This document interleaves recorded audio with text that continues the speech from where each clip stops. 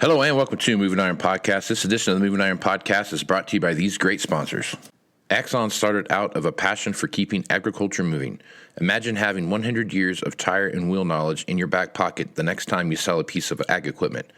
To find more or become an Axon dealer, please visit axontire.com. This podcast is also brought to you by Valley Transportation. Valley Transportation has been hauling ag and construction equipment across the country for the past 33 years. Call Parker at 800-657-4910 or go to valleytransinc.com for all your trucking needs. At Valley Transportation, our goal is to help you reach yours. This podcast is also brought to you by Ag Direct. No matter how you buy your ag equipment, from a dealer, auction, or a private party, Ag Direct can help you finance it. You can even apply online at agdirect.com. Learn more about your financing options at agdirect.com. Moving iron in the 21st century. Hard-working people working hard for you and me. Moving iron time and time again. Through the years you'll find us here.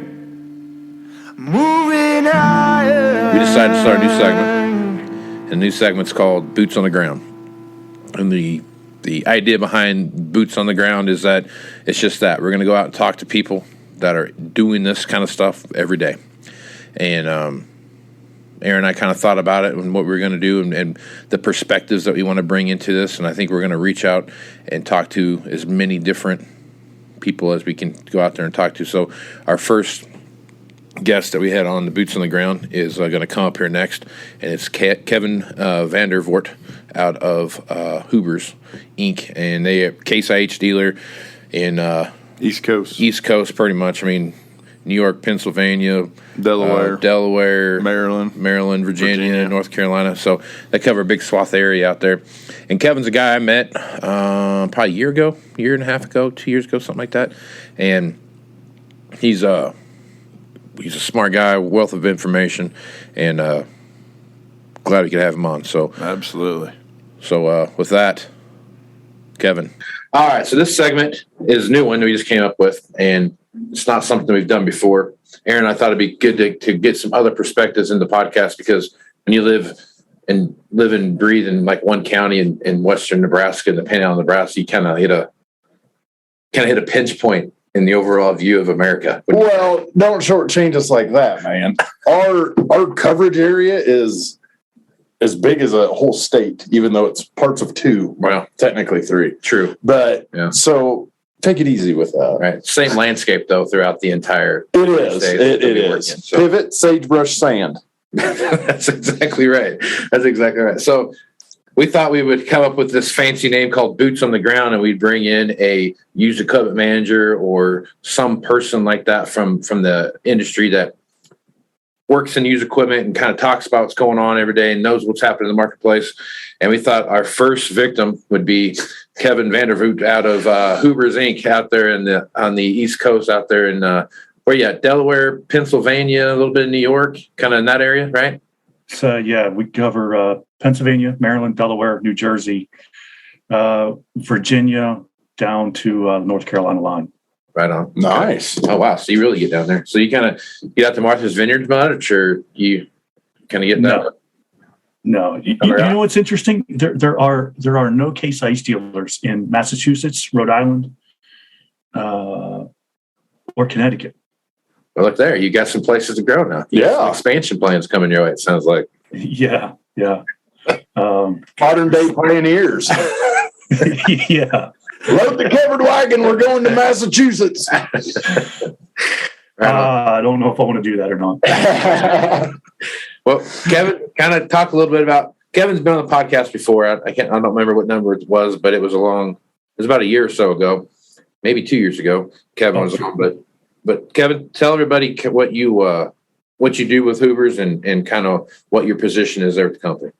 Sure. So I am the used equipment manager. Been here since 2013. Took over for a guy that was retiring at the end of the great prosperity in agriculture. Good time, buddy.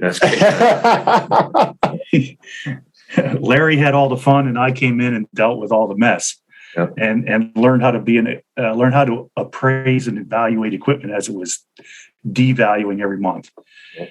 And thank God we got through that. And so I do appraisals all day long. I'm looking at the trades that are coming in, possible trades that are coming in, and trying to put retail numbers and book numbers on all of those units. In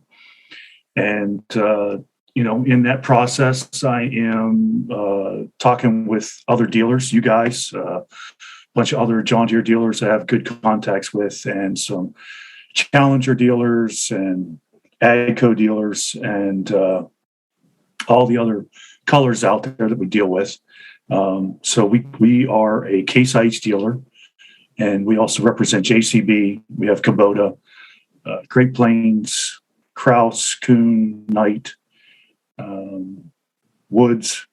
So I'm seeing all that kind of equipment all the time. And we have dairy, we have beef, we have row crop, we have nursery, turf.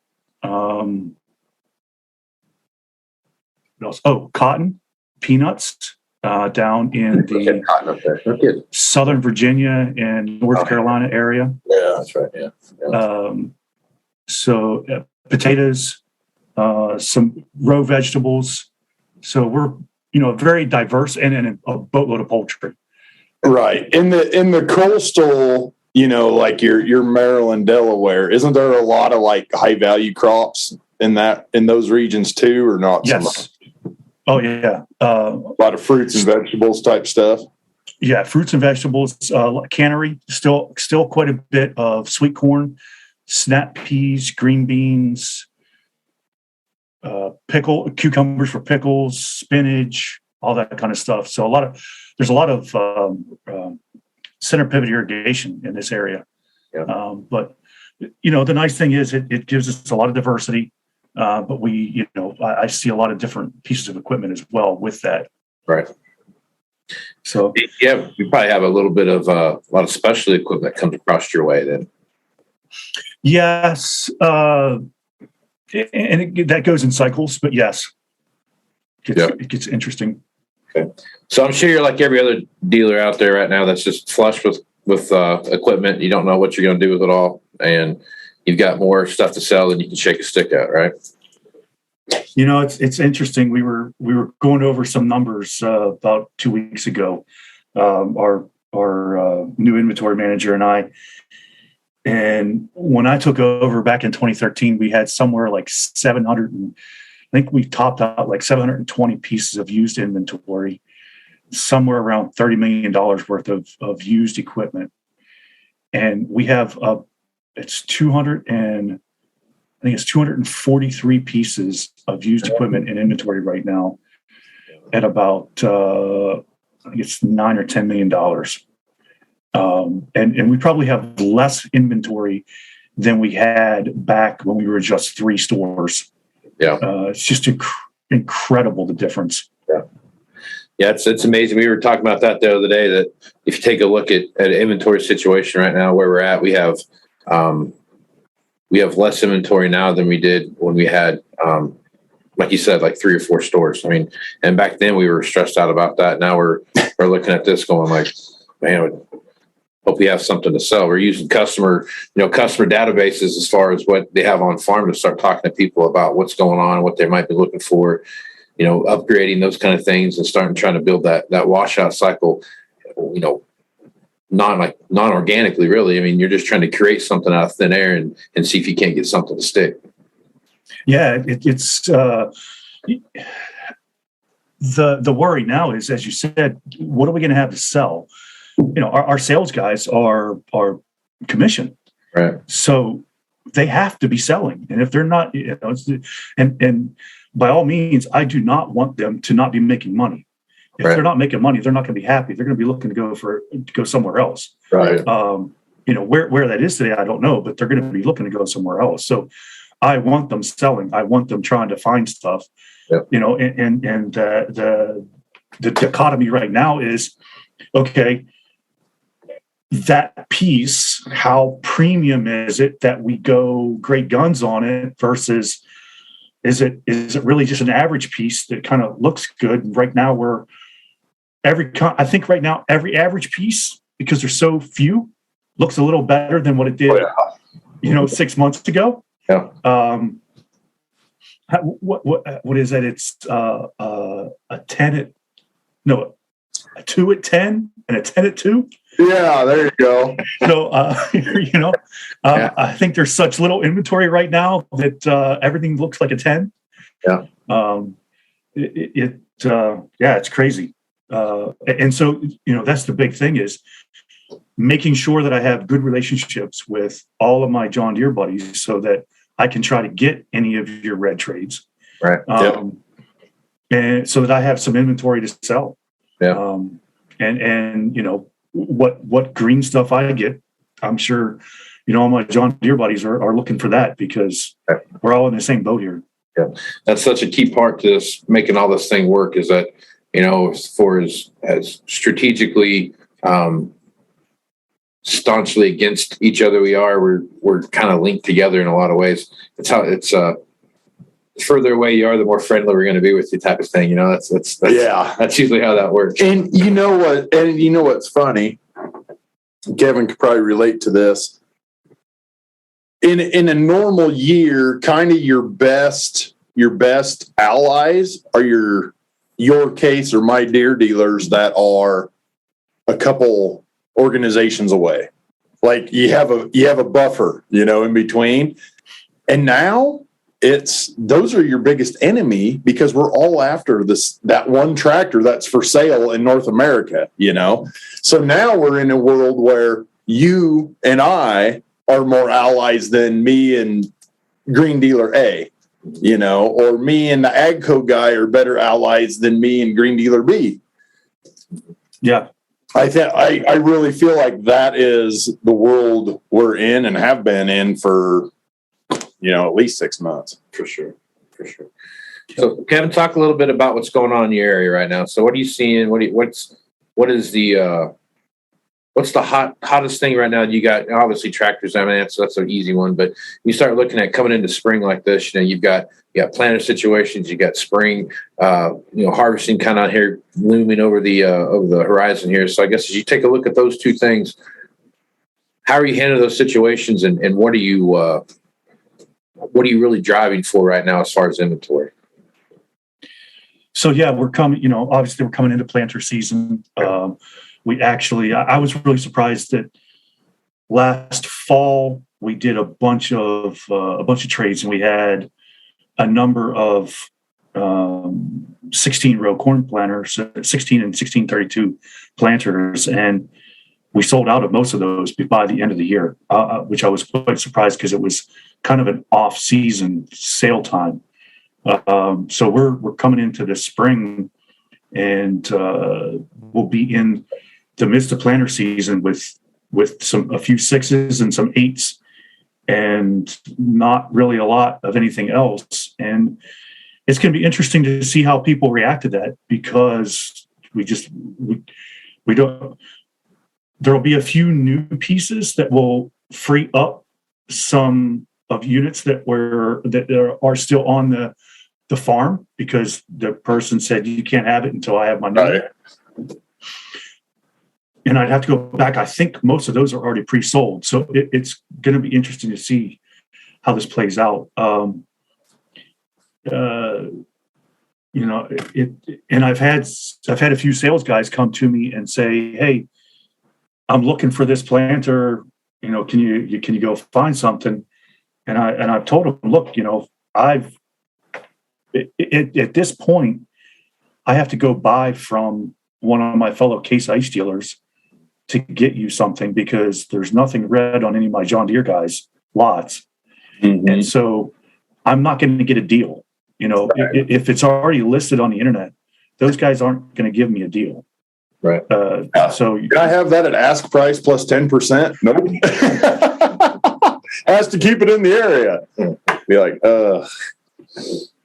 yeah, it's a world where, man. Yeah. Yep. And I don't know. I'm with you, Casey. I think we're in this for 2025, 2026. Yep. This isn't a quick fix. There's no silver bullet that's coming along here. That even with the crop market where it's at, there's no silver unless the OEMs are lying to us and they're going to dump all their new pieces that are sitting on their lots all at one time. I don't see it. Yeah. I think even then, though, I think it's just I think one of my things I've been paying attention to, I've thought about that a lot, Kevin, is when you sit back and you look at that and just say everybody, the fourth quarter of the year, everybody just throws in everyone's new equipment stuff all shows up and we're going to go out and sell everything. We got all this used stuff coming in. Most of that used equipment is pre-sold already. And Absolutely. The cupboard is so bare that it's going to take a lot to get. I mean, this is the first time in my history of being in this business where I was happy to go out and sell as much new equipment as I can because I was going to generate a bunch of used equipment to go out and sell. Typically, we're selling into such a saturated used equipment marketplace, trying to sell a bunch of new equipment and try to take in a bunch of used that you're constantly worrying about what your turn looks like, it gets you coming and going. This is you're just hoping to God that you have enough new equipment coming to generate enough used to get what you have pre-sold taken care of, and that's the thing I'm kind of thinking about, where you have this group of people that are going to be looking at various parts of the business and thinking that, oh man, my inventory is not that bad. I mean, I've only got, I've only got. And you keep hearing that until all of a sudden it's like, holy crap, I've got, and right. You're sitting there 3 years down the line where you've got an inventory problem. And I agree with you. I think it's that 25, 26, 27 time frame that we start really seeing a big ballooning of used equipment value, or inventories anyway. But also, like you said, crop prices now and then could squash that pretty hard too. They would have to, because the prices being high is our biggest enemy. Sure. Yeah. It just keeps that snowball rolling downhill and we never will get caught up. Yep. Yeah. Oh. But the hard thing right now, I think, for me is, I'm watching all of these auctions and the prices that people are paying at auction. And it just is mind-boggling. And can we as a dealer get that? And I've had the really nice piece you always get good money for, but I don't know that there's always that really nice piece that people are paying stupid money for at the auction. Yeah, exactly. So that kind of alludes back to my rule of thumb I have, where you're somewhere between 15 and 25% above auction value right now. And I don't know. I mean, that's a tough one, man, because I don't know if you want to go out and tell someone that, they bought it at auction for whatever, $100,000. So somehow you're going to be selling it for $115 to $125, maybe $130,000. I think whoever has the golden goose right now is the one that's going to be able to sell those eggs and get whatever they want for them. You know what I mean? And I think that's the driving factor right now in the market that we're in, is if you have it and you can buy it today, that's worth something above and beyond what you see advertised. It's the very definition of a bird in the hand's worth two in the bush. Yeah. And that's you carve that in stone for auctions. Yeah. Second half of 21. Yeah. And especially if you take that tractor in 20 brought 50 and in 21 it brought 96. Yeah.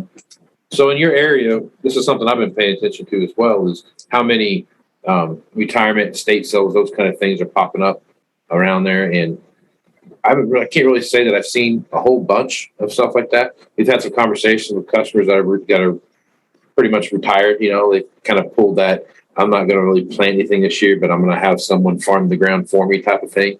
And I'm thinking about selling what I've got, but I'm not going to tell you that I'm retiring yet. And some guys have just said, I punched my ticket, I'm out. I'm retiring. I'm going to go down my business. What are you seeing out there on that front? Yeah, there's a few. We had a couple customers that we lost from our Middletown, Delaware store that retired over in, they were in New Jersey. it was interesting. There was a couple pieces there that a couple salesmen and I talked about, and they went probably $40,000-$50,000 more than what I thought they were going to bring. And it's, as you said, Aaron, because they could get it today. Yep.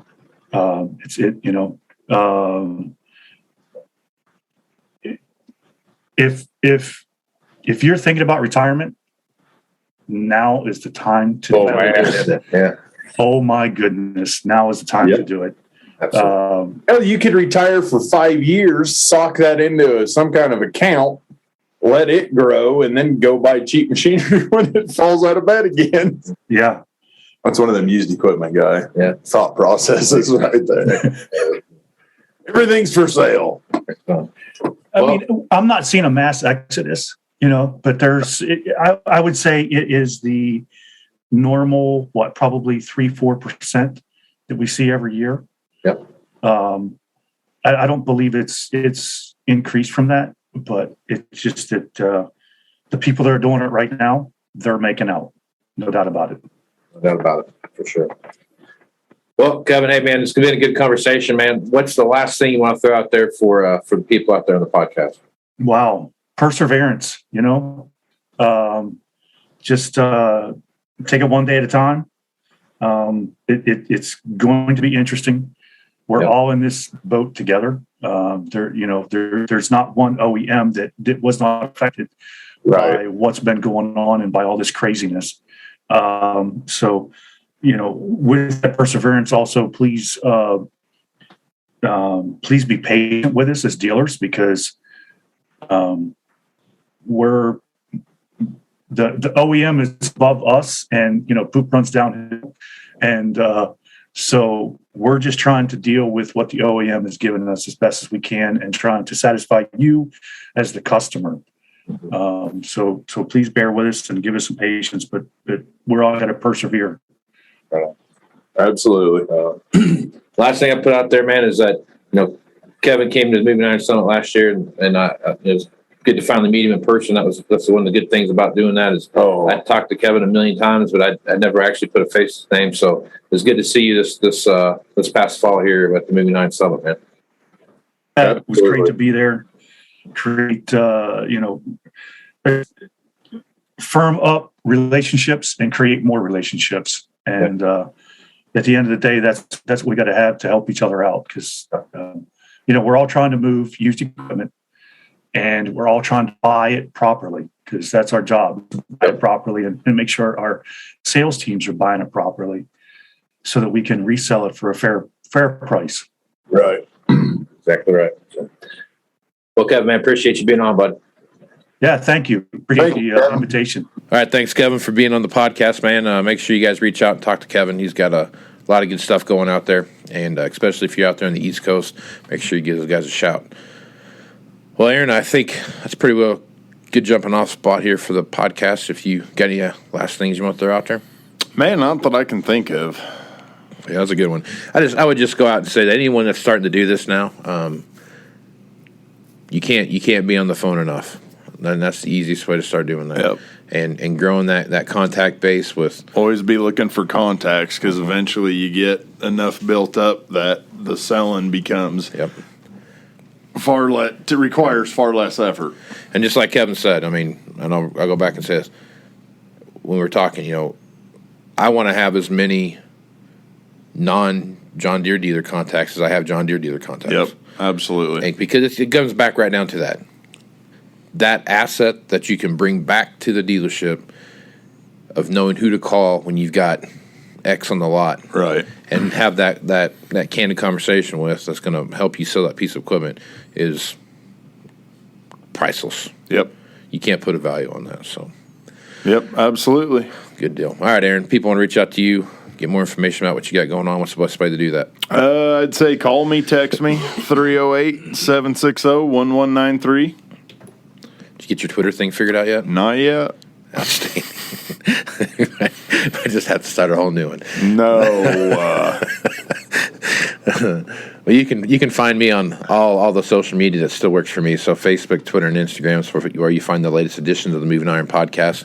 You can also go to MovingIronLLC.com to find all the information about the Moving Iron Summit coming up in Nashville, Tennessee, September 6th, 7th, and 8th.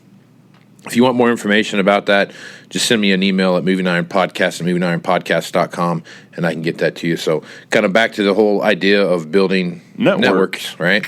That's the fundamental purpose of that meeting, right? Yep. We have it's a half day, full day, half day, and we have people come in that talk about the economy, the weather that's coming up, some driving factors out there that we're going to see is from the commodity side of the business all the way through just the overall economy. But the most important thing is you get to meet some people across the board. So if you're interested in coming to the Moving Iron Summit, regardless of color. How long have you been going to it, Aaron? Since inception. Yeah, since the first one. So how many people have you talked to there that you'd only talked to on the phone prior to that? Well, everybody. Yeah. Everybody I didn't fly there with. All right. So, yeah. So that's a point. Yeah. So if you go there, you're gonna meet people. And how many people were there that you met that you didn't know? Oh, didn't already know, right. Like wasn't already a contact? Right. Hadn't emailed or talked? Maybe a couple. Right. So you always find 2 or 3 people in there that you don't know. Right? Yeah, absolutely. There's 2 or 3 people every year that call me. I'm like, man, I feel like I should know you, but I don't, you know. So it's people change at dealerships too. Oh, sure. That's the other side of it too. Yep. That things get moved around too. So check it out. Want more information about that, hit me up, Moving Iron Podcast at MovingIronPodcast.com. And if you really want to do me a solid, go to your favorite podcasting platform and give me 5 stars. 5 of them. 5-star. And if they can give you 6, give me 6. Go for it. But this one Rack them up. But this one goes to 11. All right. So with that, I'm Casey Seymour with Aaron Fennell. Let's go with some iron, folks. Out. Axon Tire is going to have more tips, tricks, and client advice throughout the year and in September at the Moving Iron Summit in Nashville. If you're looking to sign up for the event, please head over to MovingIronLLC.com. We hope to see you there. Valley Transportation has been hauling ag and construction equipment across the country for the past 33 years. Call Parker at 800-657-4910 or go to valleytransitinc.com for all of your trucking needs. At Valley Transportation, our goal is to help you reach yours. And no matter how you buy ag equipment from a dealer, auction, or a private party, AgDirect can help you finance it. You can even apply online at agdirect.com. Learn more about your financing options at agdirect.com. Moving higher in the 21st century. Hard-working people working hard for you and me. Moving higher, time and time again. Through the years you'll find us here. Moving